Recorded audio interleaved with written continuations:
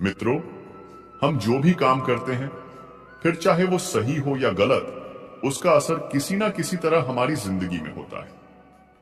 हमारे कर्मों का जो असर हमारी जिंदगी में होता है, उसे ही हम कर्मों का फल कहते हैं। आप अक्सर ये सुनते ही होंगे कि किसी व्यक्ति के साथ अचानक कुछ बहुत अच्छा हो गया या किसी के साथ कुछ बहुत बुरा हो गया। और जब हम किसी से उस अच्छी बुरी चीज के होने की वजह पूछते हैं, तो वो लोग अक्सर यही कहते हैं कि सब उसके कर्मों का फल है। किसी के साथ कुछ अच्छा हुआ तो यानी उसने भी कभी ना कभी किसी के साथ कुछ अच्छा ही किया होगा। और यदि किसी के साथ कुछ बुरा हुआ, तो उसने भी कभी ना कभी किसी के साथ कुछ बुरा ही किया होगा। कर्मों के फल से कोई भी इंसान कभी नहीं बच सकता। आज नहीं तो कल हमारे कर्मों का फल हमें मिलता ही है। तो इस बात में कितनी सच्चाई है, इस वीडियो के जरिए इस बात को हम समझेंगे। पूरी बात को समझने के लिए इस वीडियो को अंत तक जरूर देखें। मित्रों, बहुत समय पहले की बात है। एक छोटे से गांव में एक गरीब आदमी रहता था। उसका नाम भोला था। वह बहुत ही ईमानदार और मेहनती आदमी था। एक दिन भोला अपने खेत में काम कर रहा था। अचानक उसके हल में कुछ भारी सा पत्थर चुभा। वह पत्थर उठाने की कोशिश करता है, लेकिन वह बहुत भारी था और भोला उसे उठा नहीं पाया। भोला ने तय किया कि वह दुकान पर जाकर यह पत्थर बेच देगा। जब वह दुकान पर पहुंचा, दुकानदार ने उसे देखा और पूछा, भोला, इस पत्थर को तुम कहां से लाए हो? यह बहुत ही मूल्यवान है। भोला ने सच बोला, दुकानदार जी, मैंने इसे अपने खेत में पाया है। मैं इसे बेचना चाहता हूं, क्योंकि मैं इस पत्थर के पैसे से अपने परिवार की जरूरतें पूरी कर सकता हूं। दुकानदार ने पत्थर की कीमत जानकर हैरानी से पूछा, भोला, क्या तुम जानते हो कि इस पत्थर की कीमत कितनी है? भोला ने कहा, नहीं, मुझे इसकी कीमत नहीं पता, लेकिन मैं इसे बेचकर अपने परिवार की मदद कर सकता हूं। दुकानदार ने भोला की ईमानदारी को देखकर उसे पत्थर का पूरा मूल्य दिया और कहा, भोला, तुम्हारी ईमानदारी के लिए मैं तुम्हारा साथी हूं। तुमने सच बोला और तुम्हारी ईमानदारी की कीमत बेहद महंगी है। क्योंकि कई लोग ऐसे होते हैं जो ईमानदार नहीं होते हैं और झूठ बोलते हैं। इस कहानी से हमें यह सीखने को मिलता है कि हमें हमेशा सच और ईमानदारी से काम करना चाहिए। सच्चाई और ईमानदारी की कीमत हमें अच्छे कर्मों के साथ अच्छे लोग बनने में मदद करती है। मनुष्य पूर्ण ज्ञानी नहीं है, इसलिए कर्म फल को ठीक से नहीं समझकर भाग्य को कोसता रहता है। विधि के विधान के अनुसार ही कर्मों का फल कब, कैसे, कहां और किस रूप में मिलता है, यह कोई पहले से नहीं बता सकता। लेकिन यह तो तय है कि अच्छे कर्मों का अच्छा फल अवश्य मिलता है और बुरे कर्मों का बुरा फल। एक गांव में और संत महात्मा के उपदेश पर उनका परिवार जरूरतमंद लोगों की सेवा भी किया करता था। उनके परिवार में सभी लोग प्रेम भाव से रहते थे, वर्टिकल बार। लेकिन उनका एक बेटा था जो कि दोनों पैरों से अपाहिज था। सेवा करते करते बरसों बीत गए। उसका परिवार कभी कभी यह भी सोचता था कि हम सब इतने प्रेम भाव से संत महात्मा और जरूरतमंद लोगों की सेवा करते हैं, फिर भी हमारे परिवार में इस बच्चे के साथ ऐसा क्यों हुआ? इसका क्या दोष था जो वह अपाहिज है? एक दिन की बात है, जब संत महात्मा का सत्संग चल रहा था। हजारों लाखों श्रद्धालुओं उस सत्संग में बैठे हुए थे।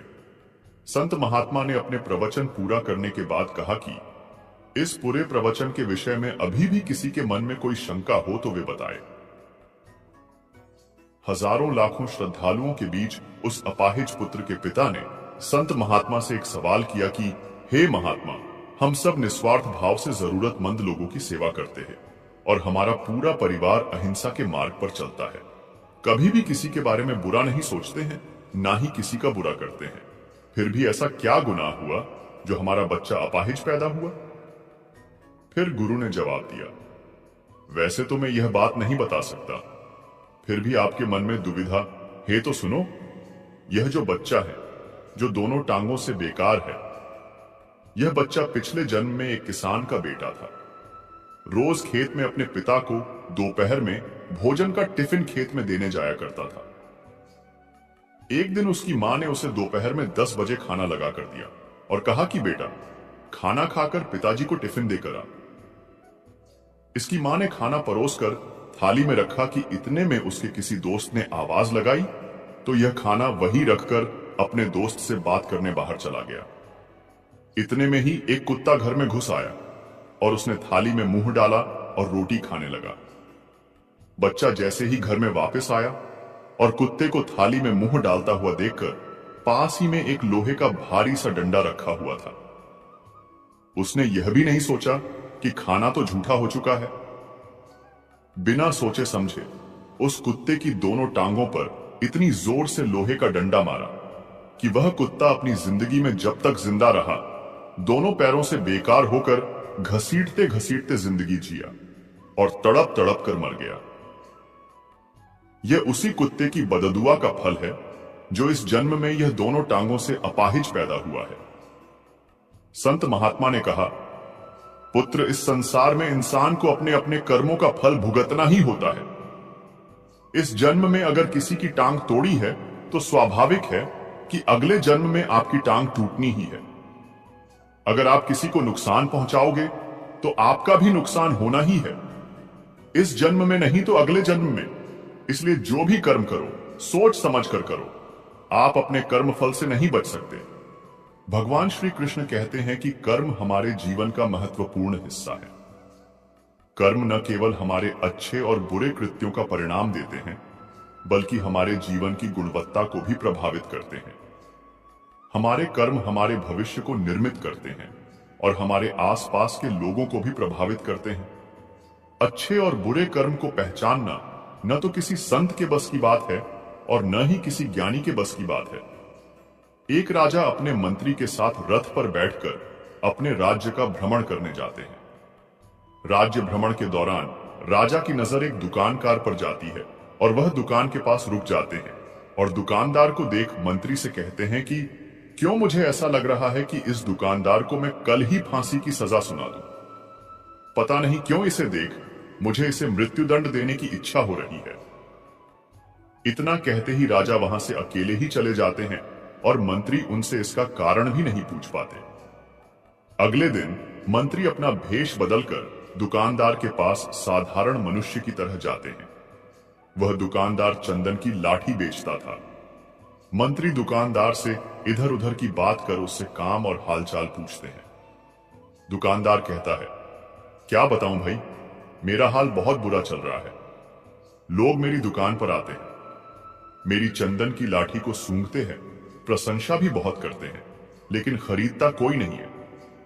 मैं बस इसी इंतजार में हूं कि कब हमारे राजा की मृत्यु हो जाए और उनके अंतिम संस्कार के लिए मेरे दुकान से खूब सारी चंदन की लाठियां बिक जाए। दुकानदार से इतना सुनते ही मंत्री को सारी बातें समझ में आने लगी। वह समझ गए कि आखिर क्यों राजा के मन में इस दुकानदार के प्रति नकारात्मक विचार थे। मंत्री ने दुकानदार की बात सुन उससे कुछ चंदन की लाठियां खरीद ली। लाठियों की बिक्री से दुकानदार भी खुश हो गया और तुरंत मंत्री को लाठियां दे दी। राजा के पास पहुंचकर मंत्री ने उनके कहा कि आप जिस दुकानदार को मृत्युदंड देने की सोच रहे थे उसने आपके लिए भेंट स्वरूप चंदन की लाठियां भेजी है। यह सुनते ही राजा खुश हो गए और सोचने लगे कि बेवजह में उस बेचारे दुकानदार के बारे में बुरा सोच रहा था। राजा ने मंत्री से चंदन की लाठियां लेकर सूंघी, जिससे बहुत ही अच्छी सुगंध आ रही थी। राजा दुकानदार की लाठियों से खुश होकर उसके लिए कुछ सोने के सिक्के भिजवाता है। अगले दिन मंत्री दुकानदार के पास जाकर कहते हैं कि ये सिक्के तुम्हें राजा ने भेंट स्वरूप दिए हैं। दुकानदार सोने के सिक्के पाकर खुश हो जाता है और मन में सोचता है कि मैं कितना गलत था जो राजा की मृत्यु के बारे में सोचता था। वह तो कितने दयालु हैं। हमारे काम, भावनाएं और विचार ही हमारे कर्म हैं। हम अगर किसी के बारे में बुरा सोचते हैं तो हमारा भी बुरा ही होता है। हमारे शब्द ही हमारे कर्म हैं। हम जो काम कर रहे हैं वही हमारे कर्म हैं। जो हमारी भावनाएं हैं वही हमारे कर्म हैं। अगर हमने अपने विचारों पर नियंत्रण करना सीख लिया तो आप महान बन जाते हैं। जब आप अच्छा सोचते हैं तब आपके साथ अच्छा होता भी है। मित्रों, एक बार की बात है, एक बार एक राजा ने अपने 3 मंत्रियों को आदेश दिया कि वे एक थैला लेकर जंगल में जाएं और थैले को फलों से भर दें। सभी मंत्री जंगल में चले गए। जाते ही पहले मंत्री ने सोचा कि राजा ने फल इकट्ठा करने का आदेश दिया है, इसीलिए उसे सबसे अच्छे फल थैले में इकट्ठा करने होंगे। दूसरे मंत्री ने सोचा कि राजा बहुत व्यस्त व्यक्ति है, इसलिए वह थैले में बहुत अच्छी तरह से नहीं देख पाएगा कि उसमें क्या एकत्र किया गया है, और इसीलिए उसने जो कुछ भी अपने हाथ में लिया वह एकत्र कर लिया। इस प्रकार उसका थैला अच्छे और खराब फलों के मिश्रण से भर गया। तीसरे मंत्री ने सोचा कि राजा केवल बाहरी रूप से देखेगा कि थैला कितना मोटा है, और इसीलिए उसने थैले को सभी सूखे पत्तों और धूल से भर दिया। फल इकट्ठा करने के आदेश पर अमल करके तीनों मंत्री अपने अपने थैले लेकर दरबार में वापस आए। राजा ने बिना यह देखे कि उनके बैगों में क्या है, आदेश दिया कि अब तीनों मंत्रियों को 3 महीने के लिए अलग अलग जेलों में भेज दिया जाए, जहां उन्हें कोई भोजन नहीं दिया जाएगा और उन्हें केवल अपने संबंधित बैग ले जाने की अनुमति दी जाएगी जिसमें उन्होंने फल एकत्र किए हैं। पहला मंत्री अपने द्वारा एकत्र किए गए बहुत अच्छे फल खाकर जेल में 3 महीने बिता सकता था। दूसरा व्यक्ति थैले में अच्छे फलों के साथ कुछ समय तक जीवित रह सका, और बाद में उसने इकट्ठे किए हुए खराब फल खाकर बीमारियां विकसित कर ली। तीसरे मंत्री के पास खाने के लिए कुछ नहीं था और इसलिए वह जीवित नहीं रह सका। मित्रों, इस कहानी से हमें यह समझ आता है कि हमें अपनी गतिविधियों का परिणाम स्वयं ही भुगत। मुझे पूरा विश्वास है कि इस वीडियो को पूरा अंत तक देखने और शांत मन से इसकी बातों को सुनने और समझने के बाद आपके विचारों और जीवन में बहुत ही सकारात्मक बदलाव आने वाले हैं। साथियों, मेरा खुद का अनुभव कहता है कि अगर आप इस बहुमूल्य ज्ञान का लाभ अधिक से अधिक लेना चाहते हैं तो इस गीता सार को पूरा अंत तक सुने। हर रोज सुबह और रात को सोने से पहले जरूर सुने और दूसरों को भी सुनाएं, क्योंकि जिस तरह खुशियां बांटने से मिलती है उसी प्रकार इस ज्ञान को आप जितने ज्यादा लोगों के साथ शेयर करेंगे उतना ही भगवान श्री कृष्ण की कृपा और इस गीता ज्ञान की ज्योति आपके जीवन में भी प्रकाश फैलाएगी। दोस्तों, भगवान श्री कृष्ण ने कहा है कि अच्छे कर्म वो होते हैं जिनको करने के बाद आपको न तो भय लगता है और रात को चैन और आनंद की नींद आती है। बुरे और अच्छे कर्मों का फैसला 2 प्रकार से होता है। एक तो सरकार और समाज फैसला करता है और दूसरा भगवान फैसला करता है। जो फैसला समाज और सरकार करती है वो तो गलत भी हो सकता है, पर जो फैसला भगवान करता है वो कभी गलत नहीं होता है। बुरे कर्मों का आधार भूख, धन, स्त्री, जमीन, सत्ता, यश, ईर्ष्या